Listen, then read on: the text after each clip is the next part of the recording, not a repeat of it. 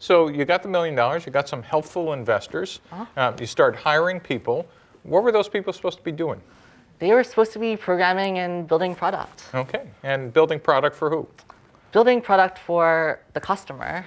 And a huge issue here was engineers, as I'm sure all of us know, just really like building elegant code and refactoring a lot and making it really fast. And this was a huge debate and problem within my own company.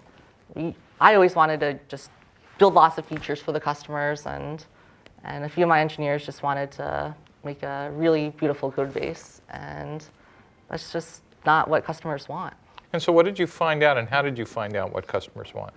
We got out of the building, as your book told us to do.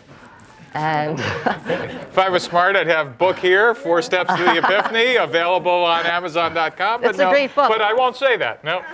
It was one of the only books I read that first summer when we started the company. I read through Eric Ries's blog. He's another great entrepreneur. And Lean Startup by Eric Ries, worth buying.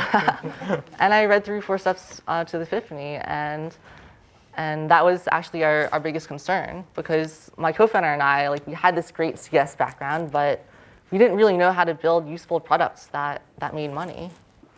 So we decided to set up a very strict schedule for ourselves. Every Friday, we would get out of the building and watch people use the product. And even if there were still more features we wanted to build before we saw people use it, we found out that each customer led to a completely different set of insights that we wouldn't have gotten from past customers. And we couldn't just do it for 10 or 20 or 30 people. We had to survey dozens and dozens and dozens of customers to really figure out what we're going to build. Wow. And so what did you learn? What was this sounds perfect, right? I mean, nothing could go wrong. Well, you find out that a bunch of the features you built, they're not using.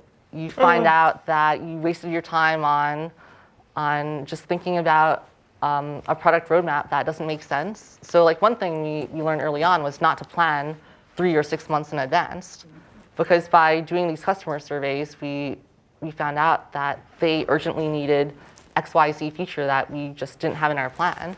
So we had to be really flexible, and now we only plan 2 or 3 weeks out. So isn't that short-term vision kind of in conflict of having a long-term vision for the company? I don't think they necessarily are. How so? We have a long-term, very high-level, broad vision. We want to help every business owner better manage and improve their finances. And whether that means going down the path of building accounting software or replacing bookkeepers and accountants or whatever, that's just a high-level vision. But the low level of how to get there is the hard part. And did that cause any conflict with engineering of who wanted to build this perfect code? Yeah, it's really tough, because what customers want isn't necessarily what you or your engineering team wants to build. Some of these features are really, really, really unsexy, financial statements and stuff. I think they're awesome, but they're not necessarily that exciting.